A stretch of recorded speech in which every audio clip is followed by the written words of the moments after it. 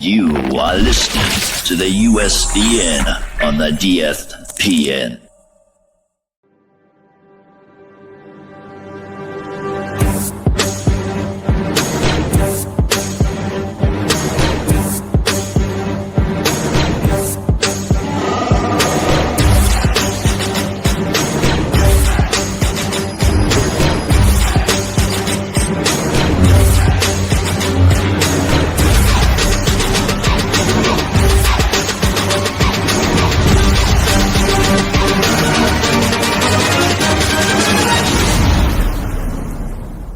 It's a trap!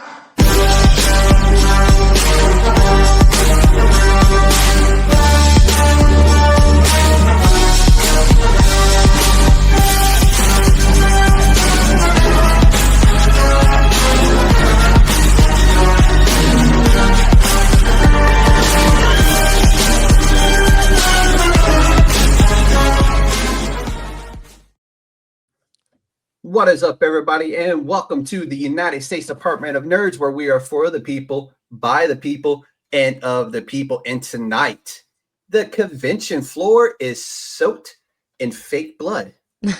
Maybe your con badge has been scanned, the cosplays immaculate, but something is about to go eerily wrong. From the neon-lit hearts of fandom rises an indie horror flick so amazing, I had to get the team on here. And that is ZombieCON Volume 1, where cosplay, chaos, and carnage collide. And joining me tonight are the architects themselves. We have Kyle Valle and Erin Áine join us tonight. And they are the co-writers, the directors, the producers, the actors. I'm pretty sure they did some music, and I think the list goes on and on and on. But welcome to the show, y'all. We're glad you are here. Thank you so much for having us. I hope that we can live up to that intro. That was absolutely amazing. I told you I do intros right. Thank you. My work is done. But so let's just dive right into the ground floor here, open up the big body bag of questions we have prepared, and start at ground zero. This is a wild mix of horror, comedy, fashion, and a deep love for the cosplay culture. Where did this spark for this movie come from? Was a love of conventions, a love of cosplay, a love of zombies? How did y'all get into this? Or how did this come about for y'all? So I think it's fair to say it was a very good mixture of all of the elements you just mentioned. You know, zombies came from the fact that it was our first indie film, first time taking a stab at doing a feature film, had done a number of short films, some web series, and zombies seemed like a natural kind of first filmmaker film. So when we started kind of hunting around ideas and like what was possible on like an ultra low budget, that was like, to me, the obvious go-to, just because that's kind of where the genre started with Romero, getting the butcher down the street to bring in a bunch of dead body part, or animal body parts and stuff. Like, it always reminds me of an indie film. And then from the cosplay element, that was born out of a lifelong love of like going to conventions, anime, basically being a geek my whole life and kind of in the nerd, like in the fandoms before it was like a cool thing to do, like early 90s where no one at school really knew what Marvel and DC were. Like my dad was a huge, like old time, like first generation Marvel DC fan, comic collector. So he introduced me to everything like really early on. And this is part of his dad's collection up behind me. I was looking at that collection. I was like, that is impressive. Yeah. Sorry, Kyle, didn't mean to steal your thunder. No, you're fine. No. And speaking of that collection, so my brother's house is even more ridiculous than that. It's got like, it looks like a museum full with like all kinds of replica props, some original, a lot of replicas. And we were down there visiting, and I, upon like walking through the place, seeing everything and then picking up on like a Captain America shield specifically, I was like, that would be a really cool thing to like kill a zombie with.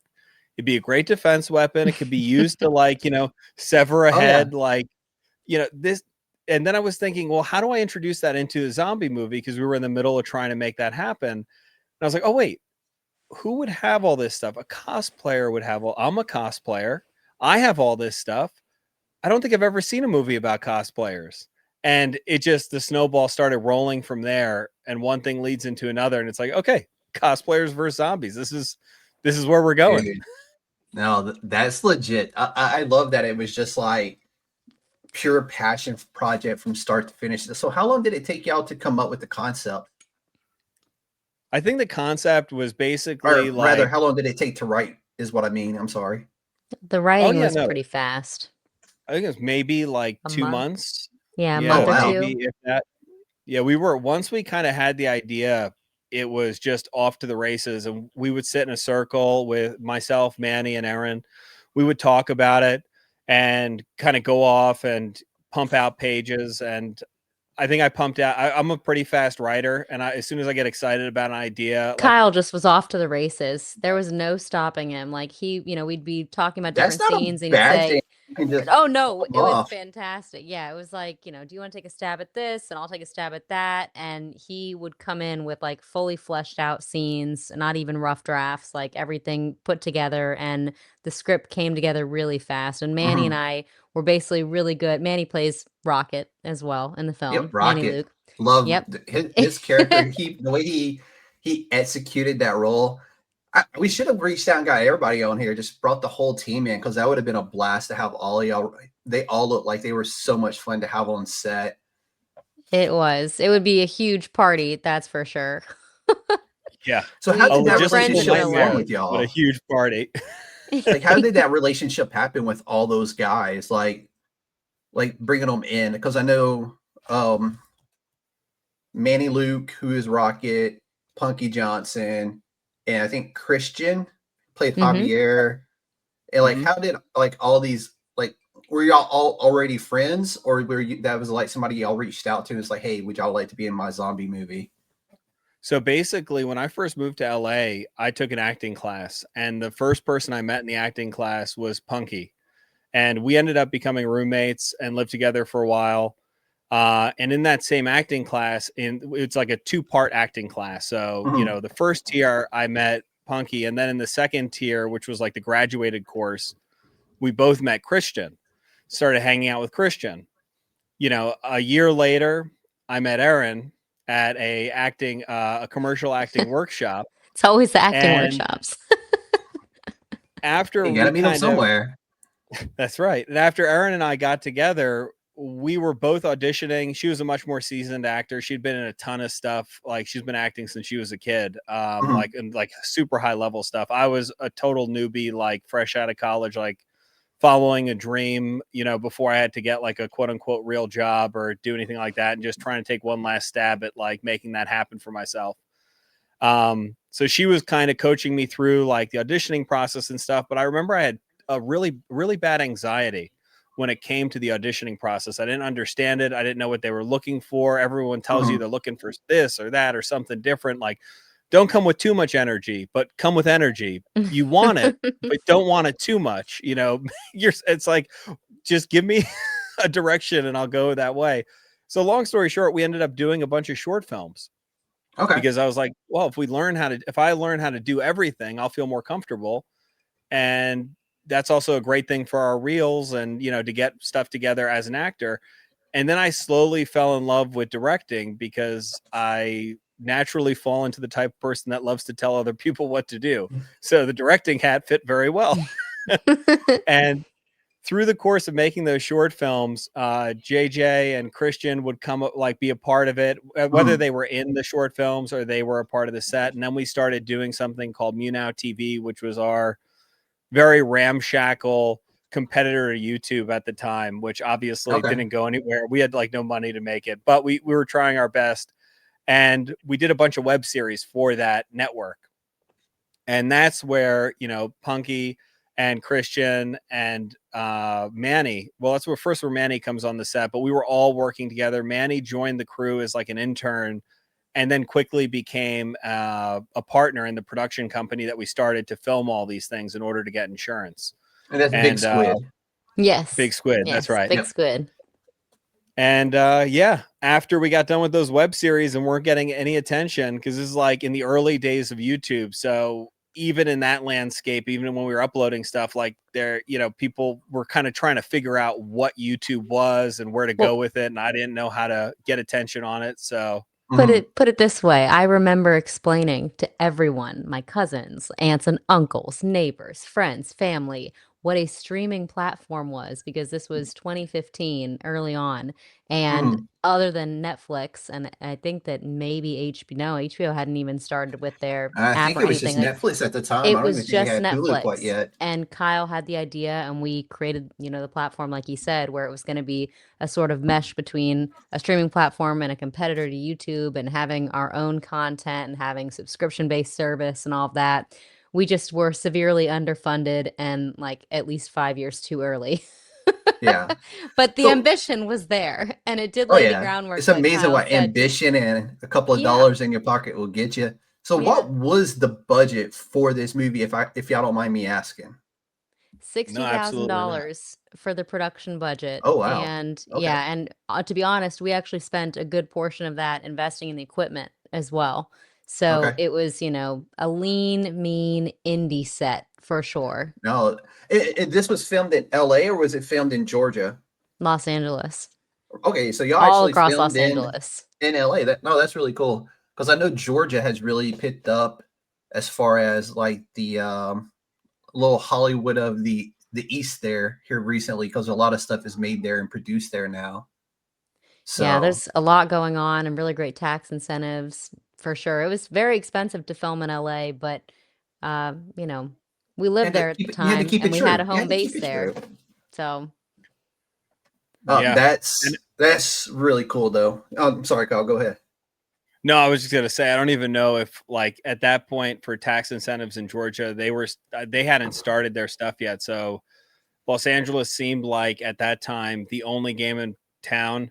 But to be fair, those tax incentives, unless you know what you're doing with them, they're hard to get, because the big studios snap them up, and there's usually a cap. I think Georgia does not. There's at least like 2 states that don't have caps, but Los Angeles definitely does. And and I'm pretty sure that's out the window with them. But our home base as well, like everyone we knew that we'd be working with, and half the other, I would say at least, would you agree, like half the other castmates were people that we knew, had worked with before, maybe a little bit over half, as well as a lot of the crew, actually a lot. There was like 5 crew members. Some of the crew members we'd already worked with before as well. So it was our home base in Los Angeles, and the story was written there, and it's kind of, as did good a as little love letter to LA. Is, like, all the assholes in Atlanta to turn into zombies. That sounds nice, but Los Angeles, I feel like that has another whole kind of connotation. Without a doubt. My one visit to LA, yes, I would agree with that wholeheartedly. So actually, let's talk about those assholes, Erin. Love to. This whole movie was kind of your fault. After all, you made the wish. Yep. Quite unfortunate. So like, for that particular, like, so it for me, like, that kind of happened in a blur almost. Like, that part of the movie kind of didn't feel real, where you got the stone and then y'all are hanging out at the apartment and you're upset and you're like, I just wish all the assholes would turn into zombies so we could kill them. And I'm like, well, that's kind of odd. And then the stone finally starts glowing, and it's like, poof, all of a sudden all the assholes in LA are zombies, and the world will never be the same. Yeah. So how did y'all come up with that? Because that's like a very different spin on the whole zombie trope. Yeah. So like, that's a really cool concept, and I loved it. And it was probably one of my favorite, ways I've seen a zombie apocalypse just kick off. An angry female just wishing for all the assholes to become zombies so we can kill them all. So how was that born? Like, how was that? Yeah, well, we definitely wanted with this film, of course, there's been every amazing iteration of zombie film out there that you could possibly think of. And we wanted to do our own thing. We didn't want to repeat tropes and try and, retread ground that's already been super well executed. So definitely want to do our own thing with the zombies. And also the kind of uniting factor, I mean, this was Kyle's idea, but who can't get behind all the assholes in the world getting turned into zombies? I mean, if someone's got to be turned into zombies, like Might as the well be assholes them. of the world, like everyone knows way too many assholes in their lives or that they have to deal with. And so we felt like it was a kind of uniting factor where no matter who you are when you're watching this movie, you're chuckling, thinking, oh, yeah, I know a couple of assholes Without who a would be doubt. zombies. Yeah. Without a doubt. It's like you've got the bullet already, like with their name on it. Like, Yeah. if that motherfucker becomes a Well, just like the zombie. Rockets when they're going in a circle, and it's like, Punky, you've got that bitch in my Pilates class. You got a whole Rolodex, a whole list ready to go. Oh yeah. I love that. I mean, it was just such a unique spin on that whole trope of how people become zombies that you couldn't help but to really like cheer for that because it was so different. Like that's what makes this movie so unique is it's a whole bunch of different tropes, whether it's the cons, the cosplay, the way people turn into zombies, the way zombies get killed in this movie. It's all very unique and it's all very ZombieCon. And I love that from start to finish because everything was so unique about this movie. So Thank you. Thank you. oh, Thank you very much. absolutely. I mean, y'all earned all the kudos that y'all have been getting and will continue to get for this movie. So how did the team kind of balance the authentic con life humor with like this full on zombie mayhem that y'all produced for it? Because it is very different and very unique way to do a zombie movie. I think it was just kind of taking a lot. I know from my side of things, it was taking a lot of my personality and things that I would have always liked to have seen in any movie, let alone a zombie movie. But obviously, zombie movie is what I would have. That was my ideal version of kind of putting everything in there. But it was trying to figure out how I would have solved problems with my background, and then bouncing off Erin and Manny, and tapping into their loves for similar things, whatever, within the kind of pop culture space. And like, okay, now, limit your kind of worldview, like distill it almost into a specific version of that where you're only applying the information that you've learned from this sphere. Because of course we all have, a myriad of things to go off of in any kind of situation or problem, but really trying to just pick out, okay, you might solve it in 10 ways, but 3 of those ways are specific to information that you've gotten out of pop culture, whether it's a zombie movie you've watched or, it's an anime or whatever, and they've dealt with a problem that's similar to this. What are those solutions? And then trying to tie those solutions realistically, both into the narrative of the story and into the characters' personality types, and kind of choosing, which of those solutions fits which character best, and then stringing them together in a way that would both make narrative sense and kind of cognitive sense, because the idea is very outlandish. So trying to harness as much reality as we could and pair those things together, and I thought would kind of elevate the stakes both for the characters and the audience. So it was just like a giant balancing act of all of those things. It's anime inspired. And so this is like Yeah. the perfect example of an anime, right? You have characters that you get behind that are super grounded, that you feel like you really get to know really well and in depth during the course of, especially in the first season. But there's crazy, outlandish, unexpected world building and changing type events that happen. And you mash the two up together and you get a super awesome story. So that definitely was what we were going for here too. Accomplished. 100% accomplished. So were y'all, I know, like, if you watch any type of news, like just the amount of toxicness that's going on around us at every day, were y'all trying to also kind of send a little message in there about everything kind of like going on as far as like the online toxicness for different, types of culture, whether it be anime or comic books or zombie movies, even just like the toxicness that comes around with those types of cultures? Like, Was there a deeper message in there that y'all were trying to send to people as well? Yeah, so this was, again, we shot this in 2016, so I think the world's just become perpetually more toxic as we've kind of gone through. It's funny, it's like you shot it in 2016, here we are in 2025, and we're still dealing with that same type of stuff. Yeah, exactly. So, but yeah, it definitely derived from a lot of the stuff that I was seeing online, just in terms of the knee-jerk reaction, it seemed, from a large portion of people to go to negativity, because they felt like it was almost like the only choice. Whereas in my, like, the kind of message I think we were trying to send was that is a choice. But it's just that it is a choice. And you also have the choice to go in the other direction. And that can change a lot, and kind of prioritizing what's most important to you.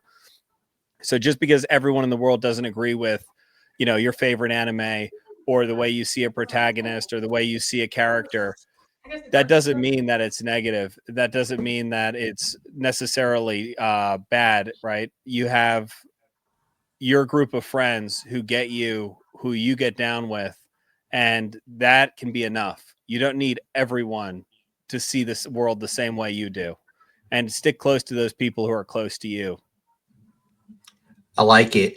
Because if they don't, Erin's going to make a wish, and all of a sudden you're going to be all assholes and zombies. And then you better have some friends and some katanas around you, or you're just up shit's creek. I love that segue, actually, because we're rolling into it. So this is a very much with it, such a, like, I think my car, my Bronco, may have been about as much as it costs to make your movie, which is sad, but I love my Bronco nonetheless. But the film is very much DIY in the best kind of way, with the practical effects, great camera work, and just the huge imagination that y'all brought to this. What were some of your favorite creative tricks to make this feel like a big blockbuster apocalypse? Because there was a lot. And the first zombie kill was amazing. Thank you very much. That first zombie kill, we definitely wanted to make it like an off to the races, bonkers, in your face, let you know that we're for real. We've, you know, kind of nailed it. We've kind of like started to ease you into this nice slow and kind of rhythm of really getting to just be sitting with the characters and getting to know them and getting in their friend group and their lives and their, you know, passions. And then once the apocalypse hits, we're going full throttle. It's a zombie movie. Now you're along for the ride just with our 4 characters as they literally go through war, and we're not going to ease up on you at all. And the kind of just setting the tone there with that first zombie kill was really important. Yeah, and from a logistical standpoint of trying to, you know, get a big budget film with the limited resources we have had, it was a lot of knowing what we could do, knowing what we couldn't do, and trying to push the boundary of what we could do to the absolute maximum, while not ever stepping over that line into a place where it would have been at best extremely difficult to make it look good. And just using the information that we had learned from all of the short films that we had made and the web series that we had made on even much smaller budgets than this, to kind of learn what it is that was possible, and how to work and make it look the best way it could. Because it was really a compounding of so many projects and so many tricks that we had learned, and just trying to use every single one of our tools in our toolbox, you know, in one giant film. Yeah, we couldn't have a giant zombie horde, and we couldn't have a huge convention where it was decided where it took place. But we could hint at those things. We could still include it tastefully. Yeah, right. But no, the way y'all done it was done really well, because you get 2 back-to-back, very bloodthirsty types of kills in. And I believe I shared the photos of you just drenched in the fake blood, but you still had like nice, pretty white teeth. So I thought that was hilarious. I'm like, but then when Manny does it, you know, it's all of a sudden it's like in his mouth and it's everywhere. I'm just like, I'm like, okay, she's got skills. Okay, I'll give her that. But Yeah, I didn't even wear love that type contacts of. during this film shoot because I knew we were gonna just get so completely bloody and dirty and disgusting. So I'm happy that at least the teeth were looking white and clean. Everything else was just like It everything got was. soaked. I was like, everything is like you're like just head to toe fake blood, but you smiled and like you're like kind of freaking out, but not like teeth straight up white. I'm like, how did they do that part of it? No, That's there's where the still the movie Hollywood magic little bit is. in there, right? It's an indie film, but you got to still have a little bit of touch of Hollywood. Right. That's Oh, the that anime was influence, right? Yeah. exactly because there was just so much blood. I'm like, I don't think bodies have that much blood, but keep it going, keep that shit pumping. Let's go. So Yeah, that was a I lot of didn't even blood. know just how like gory it would get because when we filmed the zombie kills, for the most part, everything in this film was filmed chronologically. So that Mhm. was actually our first time filming the Oh, zombie kill, nice. was my kill scene with Devin. And when we sprayed me down, when our makeup artist sprayed me down with blood, I didn't know how hard Kyle had instructed him to go in the paint on the Mm, blood. I didn't know how long it was going to be going. I was totally acting as Claire in that moment. So it was quite a shock to me. What you saw on screen, that was the first and only take that we got when the second the blood hits clean. yeah, Yeah, that was real shock. it was a lot of blood. There's a lot Yeah. of So What blood. was your impression like when you watched it back that first time and you're like, holy shit, that's a lot of blood? When I watched it back the first time, I was like, now I have my Uma Thurman moment. I was like, this is my Kill Yes. Bill. Yes. Yes, this is what I need in life. And it This is, was with a I knew we katana at captured it. that. With a katana, no less. Yeah, I was really pumped about it. I knew that we had, we'd captured the magic. And that was one of the cool things that we did with ZombieCon. Not for all the scenes, of course, but Mm, there were a couple days where for a number of reasons, things weren't working out. And we needed to just say, all right, Kyle was like, scrap it. We're ending early. We're ordering some pizza. We're pouring some drinks. Everyone get your wardrobe off, like all the, important things. We're downloading footage. Get your asses downstairs. Let's go with our drinks and yeah. pizza. We're going to watch some of these dailies. And we got to crowd all around on like our bed, Kyle and I, on our little couch with our dogs, like all 10 to 15 of us crowd around the MacBook and watching images of and the videos of what we just shot. Mm. And it just was amazing. And the kind of excitement, you could feel it and the energy coming back like, all right, this is exhausting. Things are going wrong, but look at what we were able to capture already. Like it kind of would reinvigorate everyone. So we came back the next day fresher and just like ready to go. So, Kyle, how much blood was it? How many gallons did you go through? I think so. I have to shout out Joseph Trebresco, who was our makeup artist on this film, who's super talented, and he really brought the zombies to life. And he was the kind of blood guru, if you will. He Yeah. told us how much to get. I kind of like cut out a check and was like, okay, here's your budget for special effects. Mhm. Go forth in Los Angeles and procure whatever you He need. knew what to do. Yeah, I think he brought back a total of, I want to say 5 gallons of blood, like in, 5 gallon each Yeah. in a gallon jug. And I think we went through all but one, maybe we had half a gallon of blood left because I know we had at least half a jug left, which we used for insert shots over the next couple of years. And then we eventually did have to buy another gallon of blood, but I think about 4.5 gallons of blood total, which Nice. I think it seems almost like it's more than that because of the method he used to deliver it, which was Yeah. super I low mean, it was tech just method. spray. Yeah. And the way he sprayed it, it was amazing to me. I thought we are going to need, because we couldn't afford squibs. We couldn't afford any kind of, gas powered or, Mhm. pressure powered blood sprayer or whatever. So he went onto Amazon and he asked me to pick up like 2 of these plastic weed sprayers, the hand pump weed Yeah. sprayers. Yeah. And then he had a specific type of blood for the spray that it would flow through the tube easier. And so in all of the shots where everyone's getting hit with blood, right below the camera or right to the right of the camera or to the left of the camera is Joe. And he's sitting there simultaneously pumping and spraying this thing. And some of the funniest moments. It's on the DVD. In the behind the scenes video, like extra features. Like someone got our behind the scenes. We didn't have like a dedicated crew, but we had people taking cell phone footage, and I didn't even know this existed until like 2 years later, and it was amazing to see it. Like Joe is laying on the ground with, pointing the blood up or pointing the sprayer up between my legs as Punky, delivers a stab. And he's just like enthusiastically with a spraying maniac type grin on his face too. Oh, he had the best job.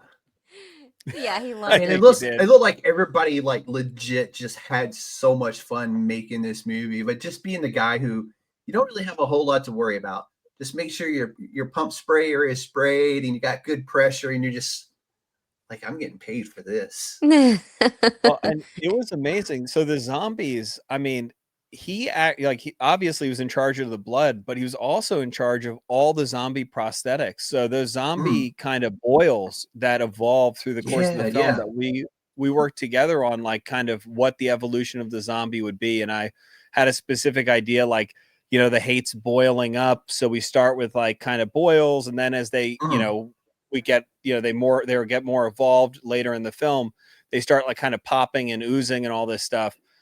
And I just kind of sent him a few sketches, and I didn't know what he would do with those. And he showed up in LA with, casts for latex molds that he personally designed, and would like basically individually pour latex molds. So we had completely original latex molds for the zombie effects that, you couldn't buy at a store, a costume store, or like a professional makeup store. It was like literally ZombieCon specific stuff, which I just thought, really cool. Like seeing so many behind the scenes features growing up, I was like, this is freaking awesome. And I liked it because it wasn't like the zombies weren't overdone too fast.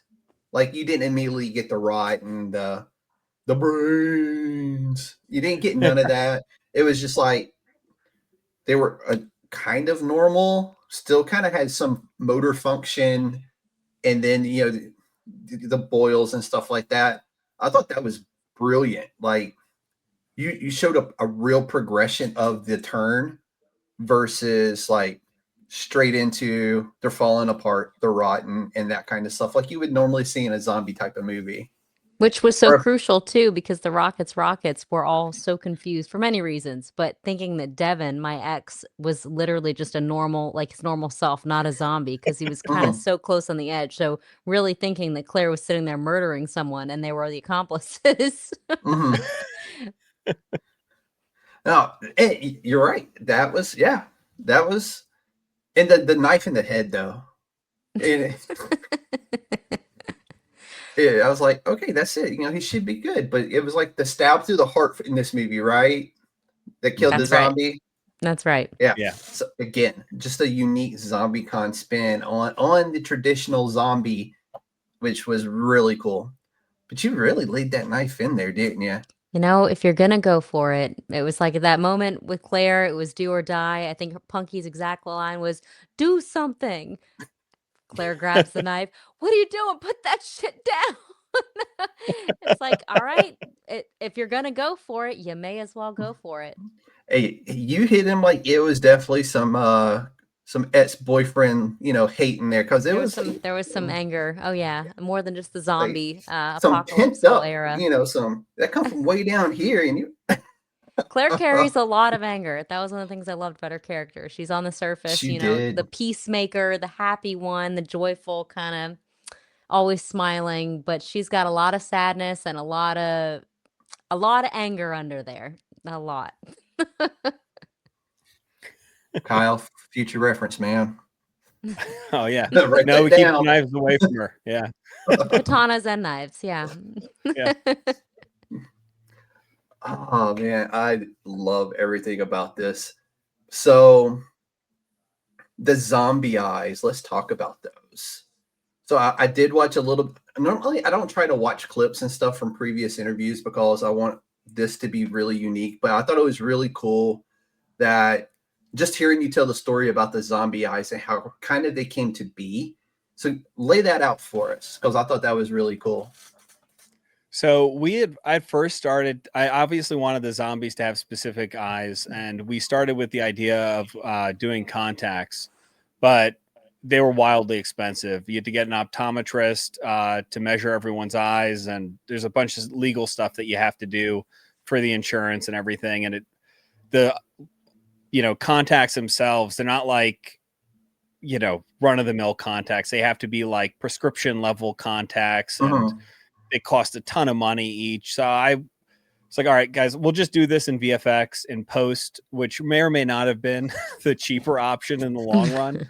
But Manny was the one who personally rotoscoped all of the eyes.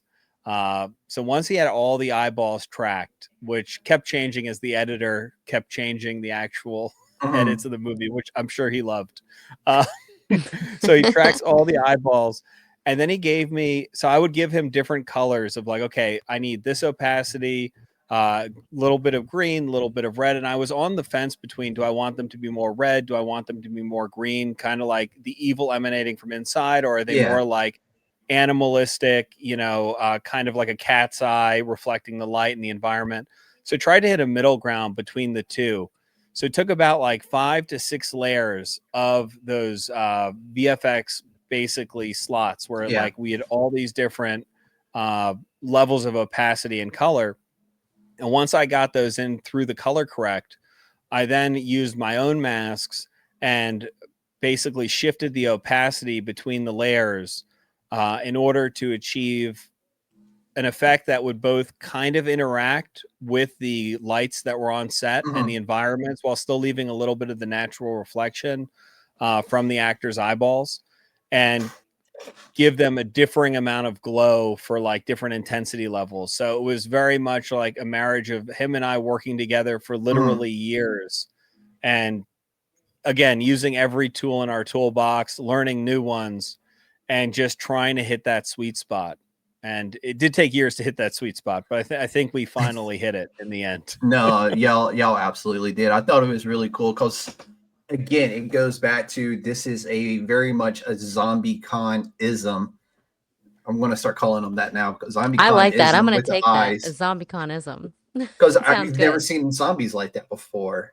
Again, these zombies do have some consciousness, cause, I mean, what was his name? Xander, Carlo Mendez. Handsome freaking dude. I don't know how you managed to find such a handsome dude and be like, hey, you're going to be I can answer that. Asshole an acting for class. This film. Was it an acting class? Another acting class. Yeah. That's awesome. That was actually Ivana Chubbuck's acting class, which we used the book for all. I gave the book to all the actors because it was the method that I was most familiar with. I think it's a fantastic method. Ivana Chubbuck's Power of the Actor. If anyone's interested in getting into acting, I would highly recommend that be like the first place you go.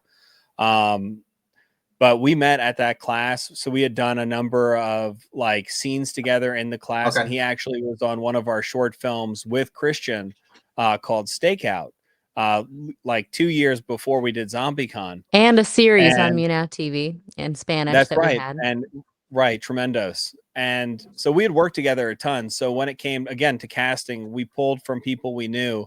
And he has this, just super intimidating physique where it's like, I don't know how he and Christian always do it, but they're always like super jacked and ripped. Like, even Christian and Javier. Like both of them, like, they're just casually ripped all the time. But Christian is like this, like, yes, he's ripped, but he's also, he fits every bit of the nerdy cosplayer, like, appearance. You know what I'm saying? But dude takes his shirt off and there's a freaking 6-pack of abs there and he's like completely jacked. And then Xander has this perfect, I'm sure he's one of the nicest, sweetest people you'll ever meet, but for your lead asshole here, and he's like the hottest fucking zombie I've ever seen in my life, man. Come on. No weirdness there, but no, it's great. We keep getting that feedback as well. And we always have to throw it back to him that we didn't know that he was going to be shirtless until he was just shirtless all of a sudden. And one of the takes, and it was like, perfect. Shirtless, ripped, and a zombie with cold glowing eyes. We were in the middle of shooting that final scene with him. Girl out there who will say she can fix him. Well, his 3 girls definitely thought they could. True. Yes. They had high Absolutely. hopes. But we were in the that middle is of shooting awesome. that final sequence. And like Erin was saying, yeah, I had the cosplays for them all picked out in the costuming. And in the middle of one of these scenes, I think it was like the second take, he just ripped that, the gi off, and just it like vanishes into the background, floats to the floor, and his like veins are bulging. And I'm like, oh, this is awesome. This is the Arnold Schwarzenegger moment. Okay, perfect. Money shot. Oh, yeah. Dude, that was, yeah. So Nicole McCauley, is that how you say her name? Macaulay, is Mama Bear. Yes. And when I seen her the first time in the movie, I was like, I know her from somewhere. So naturally, IMDb, I'm like, there it is right there. She's terrific. She was amazing for the Mama Bear role in this. How did y'all manage to get her to come in on the film as well? So Nicole is funny because she's one of the very few, right, that we weren't super close with. We didn't know before. Christian, who plays Javier, actually knew her from a different, I guess, job that they had worked together, some acting gig. And he was like, I know an actress who would be perfect for this role. And so we brought her in for kind of like a table read and get to know her, very informal at Kyle and my apartment. And that turned into tequila drinks, and like 5 hours of conversation later, we're like, Mama Bear, we love you. You're perfect. And it was like, she's perfect. She's one of the big squids. She fits in perfectly with the pack, and we're still really close. She lives in Atlanta now, just like we do. She moved from LA as well. So we're close with all the big squids, but we're physically close to her as well. Still. Oh, that's really cool. But yeah, she killed that role. Fit. It's amazing what tequila can talk you into. I know. It's wonderful. If you're not punching a wall, you're making good things happen. Good things or losing clothes. Sometimes both. Losing clothes and punching walls. It's very much a Harvey Dent situation with tequila. It's kind of like flipping your coin. Exactly. You either get really suave like Carlos or Carlo, or you get the other side of Harvey Dent and you're like punching walls and losing clothes. Well, thankfully he stayed suave and he lost clothes. That he did. Good old Carlo. He did. But so we've talked about pretty much everybody up except for Punky. You let Punky keep her own name, which I thought was really cool. So like you're like, no, your name's Punky. No, you're keeping Punky. That's it. So the whole thing with that, it was, so we had been friends obviously for a very long time, and like to me and Erin, roommates. Yeah, and to me and Erin, like, she's JJ, but she was going through the comedy, like she was working at the Comedy Store, and she had been going by a different name there. I think it was Ham Hock, and then she was like kind of transitioning into the name Punky, which obviously would become her name as the world knows her now. But when I first heard the name Punky, I couldn't get away from it in my head. I was like, oh my God, like that name is so perfect. And it wasn't like 100% official for her yet. So I was like, I'm going to use it for the character. And then she ended up like, that's obviously her name. So now in retrospect, it's a little bit like strange. But at the time, right. The name is just such a badass, like unique fucking she name. Was a badass to begin with. Oh yeah. She's somehow even cooler and funnier in real life, which I don't even know how it's possible, but she is. Yeah. She's amazing. It almost looked like she would be like her character in real life. And now you're telling me she's even more cool and badass, which it's hard to beat what Punky in the movie. But if she's that on another level, if she crank that shit up to 10, One of my favorite things about her is that she could be meeting anyone. And throughout like the decade plus, I don't know, 15 years that we've known her, we've obviously introduced her to all of our family members and this, that, and the other. Every single person, regardless who they are, what they're like, what age they are, where they're from, every single person is obsessed with Punky after meeting her. They're like, all right, she's like the best, most funny person in the world. I want to be best friends with her. She just makes you feel so good too. Yeah, she's got that it factor. You know, people always talk about, oh, like this politician is like, you know, makes no matter who you are, you could be on the opposite side, but you shake their hand and they make you. She's got the it factor, whatever that undescribable. I've worked with people like that where magic is. They like you could arrive someplace new and you're like, this is gonna suck. And then you meet your boss and you're like, let's go. Where do you want to go, man?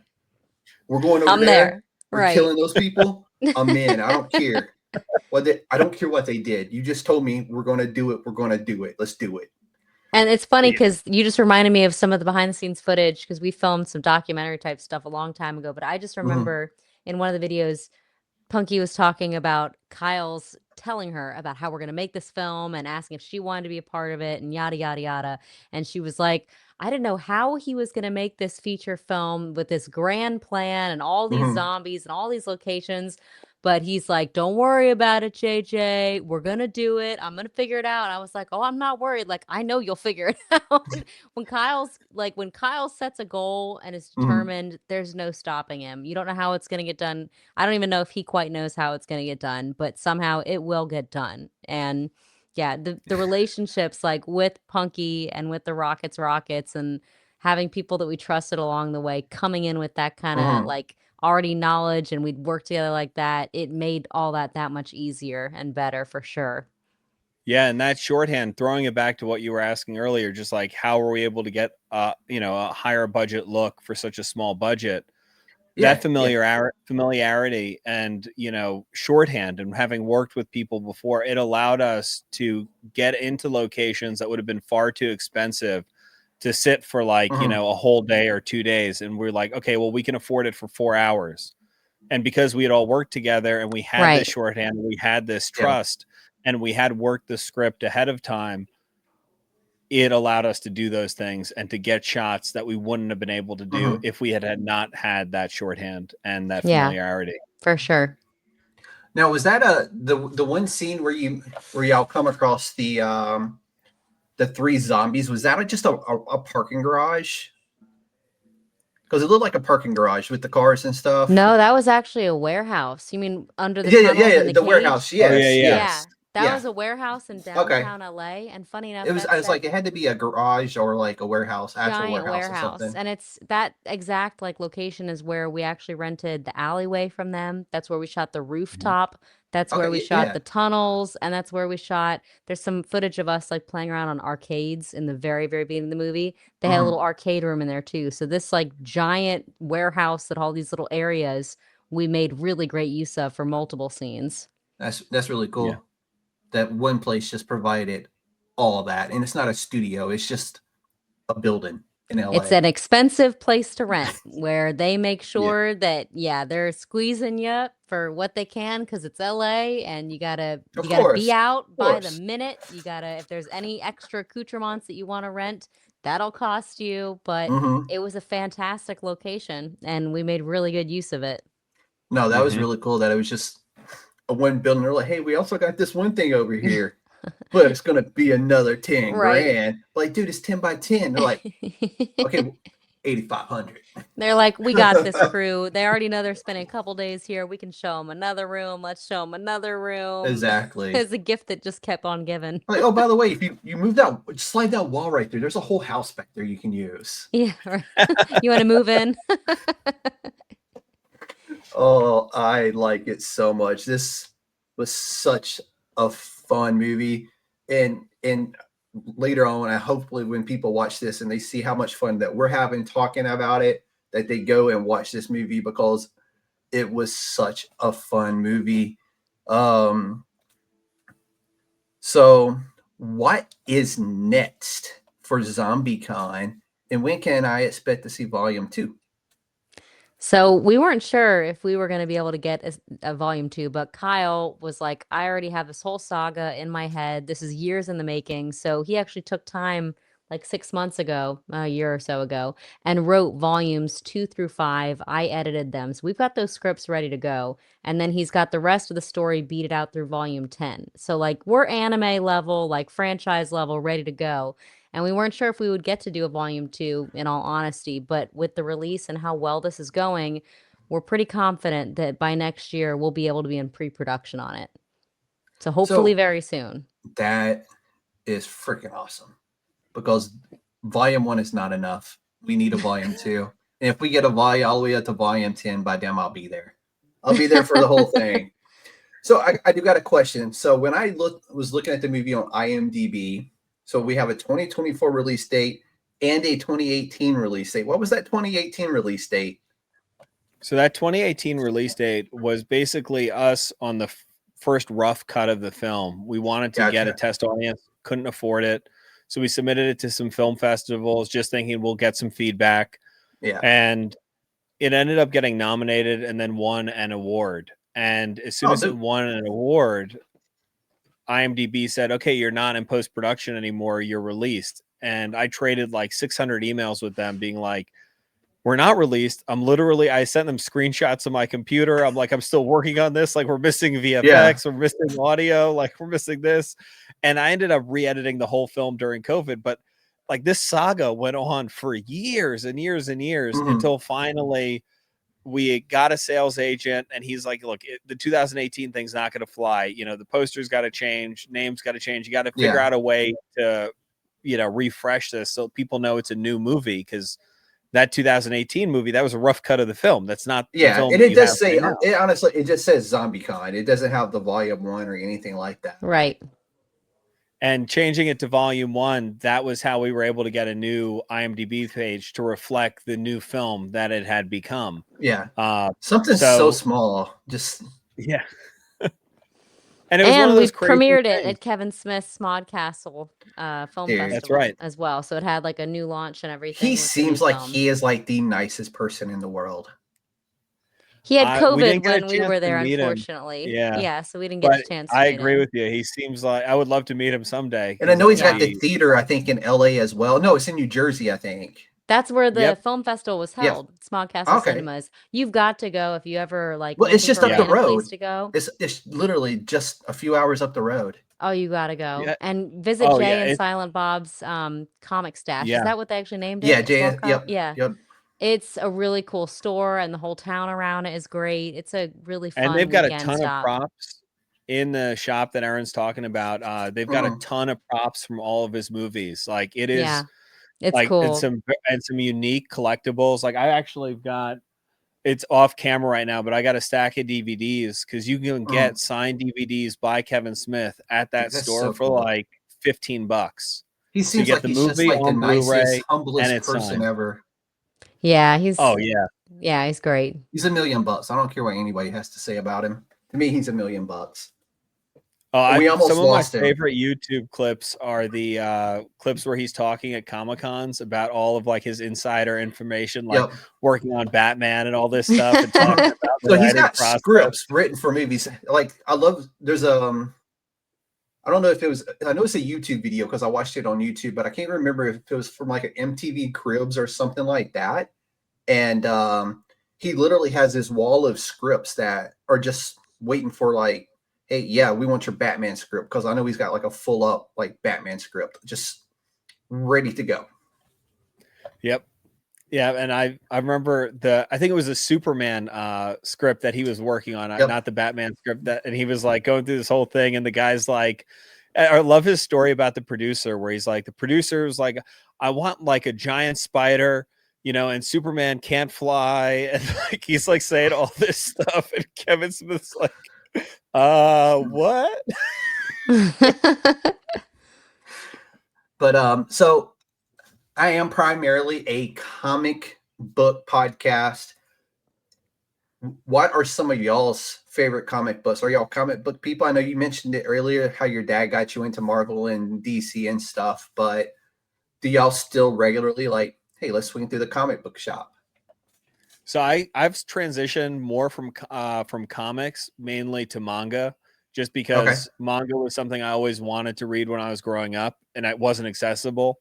But when I was growing up, like I would generally go through. So my dad had all like the giant volume sets where you get like, the omnibuses and stuff like that. Yeah. Yeah, exactly. So I would basically pillage his collection and like just go through an entire one in an evening. And I've, all the regular vanilla stuff, but I'd say the comic that I would go in specifically to the store and be like, that's where I'd spend my allowance or whatever I'd earn that week would always be Spawn when I was growing up, at least. That was like, I still collect it to this day.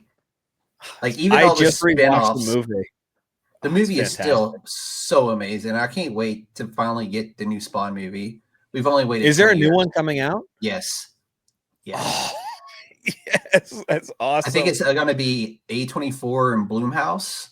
That's cool. Oh, yeah. That's so it's going to be pure horror combination. Yeah. Got it. With A24's quality, I mean, and with the advancements, I mean, that's the one drawback, right, of that original film. Oh, of course. The CG is just not, fantastic. I mean, it's there, but it's like in the early stages of CGI. So, right. What about you, Erin? Oh, well, I'll read basically whatever manga Kyle. Let's just preface this because. Well, what's your favorite mangas right now? You've already heard about his dad being the collector, his brother's collector house. Kyle's a collector. I've married into a family of collectors, and I myself never really got like super bitten by the bug. So I'll read whatever is around, and that's like my like fiending. And of course, he's gonna pull out his Berserker. Yeah. I thought that was on the shelf. When I seen it, I could just barely see it in the camera. Oh yeah. I'm like, that looks like Berserk.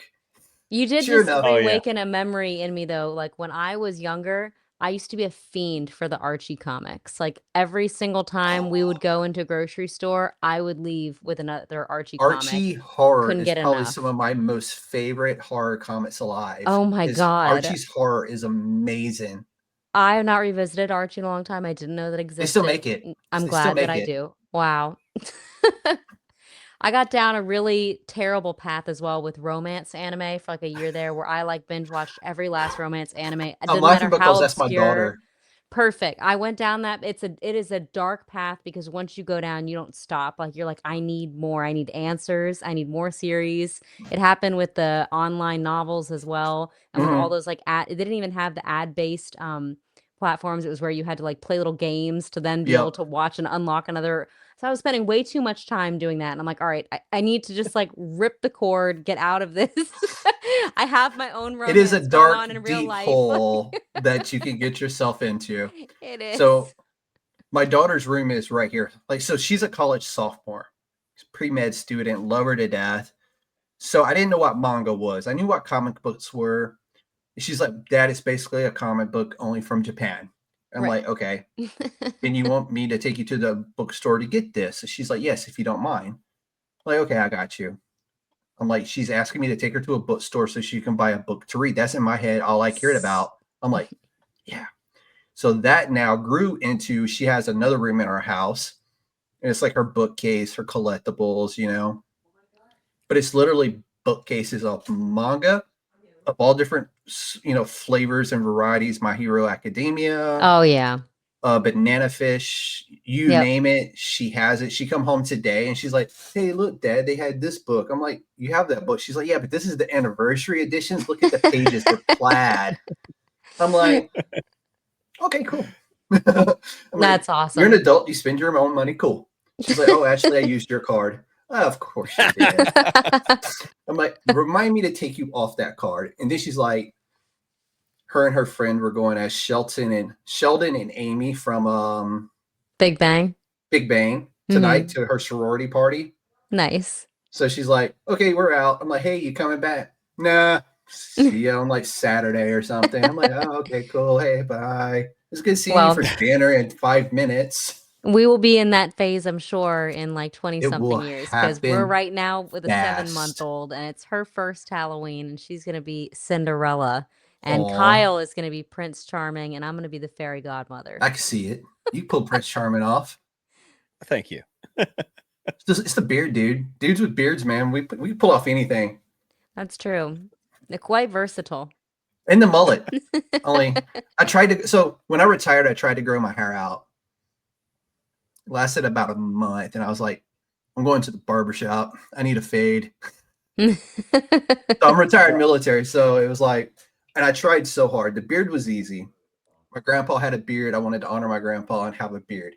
I'm like, I'm going into the ground with my beard. And I told my wife that. I'm like, bury me with my beard and in my uniform. Please and thank you. And she's like, yeah, whatever, dude. She's like, as long as you keep it trimmed, I don't care. Like, oh, okay, cool. But, thank you for your service too. Really. Yeah, thank you very much. Thank you. I don't talk about it a whole lot, but it was funnest 20 years of my life. Wow. And that went by really fast as well. So, but hey, it's crazy. Let's start wrapping this up and tell everybody where they can find ZombieCon Volume 1 and where they can follow y'all. All right, I got this one because I run most of our social media. Kyle is learning the ropes of TikTok, which has been hilarious. But hey, when you figure that one out, let me know because I still ain't figured out that one. Got it. So everywhere on social media, we're at ZombieCon Movie. And then our website is ZombieConVol1, that's the number 1.com. And if you want to follow us, hear updates, anything, shenanigans, follow us on social media. Reach out to us because we run the accounts. And if you're looking to watch ZombieCon Vol 1, it's out everywhere that you can buy and rent movies on VOD in North America. So Apple TV, Amazon Prime, YouTube Movies, Plex, all of them. And if you want the DVD, it's now on Amazon Prime as well. Highly recommend, even if you're not a huge physical media collector, if you are in any way interested in this film or filmmaking, definitely check out the film because we included deleted scenes, behind the scenes, a lot of really cool material there. So check it out now. ZombieCon Vol 1. I love it, guys. You are rock stars. Y'all have made one of my favorite movies of the year. Oh, and thank you.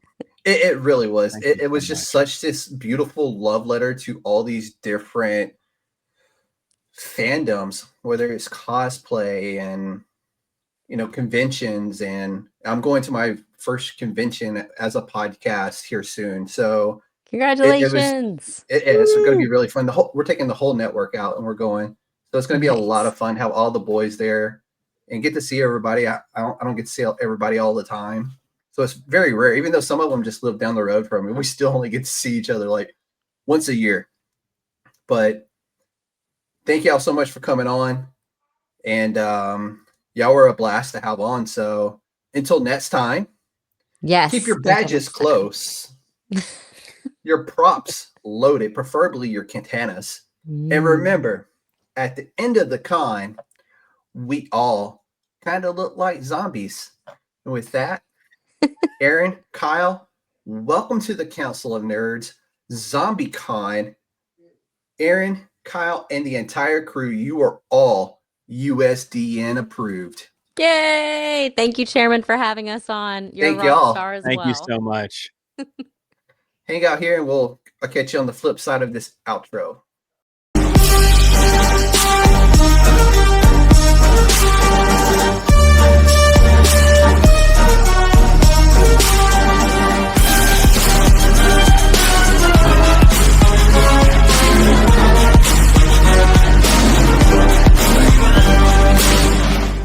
It's a trap!